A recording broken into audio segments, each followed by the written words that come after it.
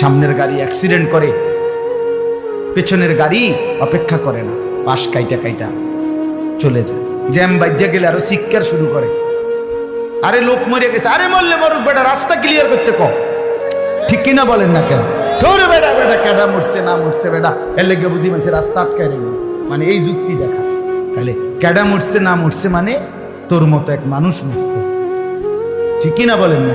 তোর মতো এক সুস্থ সবল মানুষ মরছে বেটা, যে একটু আগে হাত নাড়তো পা নাড়তো, সেই মানুষটা এখন রক্তে ভাসতেছে বেটা।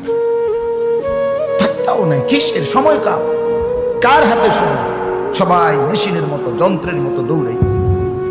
রাস্তায় দেখেন না সিএনজি অটো কি করে সবাই, কারো হাতে সময় নেই। ঠিক কিনা বলেন? কে কাকে ঠেলিলা যাবে, কারো হাতে সময়, কে কার জন্য থামবে। এই জন্য তুমি নষ্ট হয়ে গেলে বন্ধু, কেউ তোমারে ফিরাবার নাই। তোমার জন্য ভাববে কেউ, ডাকবে কেউ, কাঁদবে কেউ নাই। আরে আপন মা বাপের তো খবর নাই এখন।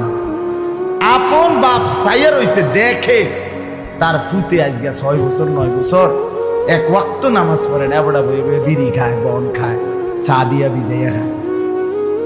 এবার মাইছ না চাইতাম নামাজ পড়লে পড়ছে, না পড়লে রাতের ব্যাপার।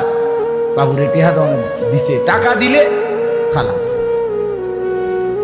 যদি সুতে টাকা দেয় বাপের কোনো অসন্তুষ্টি নেই, আর যদি টাকা না দেয় এবড়ার গজবে আল্লাহর আরশ কাঁপে।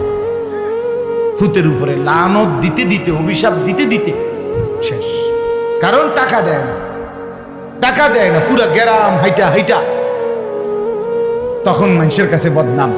এই ফোলাগারে মানুষ করছি আমি, এই ফোলার লাগিয়া জীবন যৌবন শেষ করছি, 12 লাখ টাকা সুদে লইয়া তারে আমি নিজে বিদেশ পাঠাইছি। কত বড় নেয়ামতের কথা। বেশরম মানুষ সুদে টাকা লইয়া আবার মানুষের দ্বারা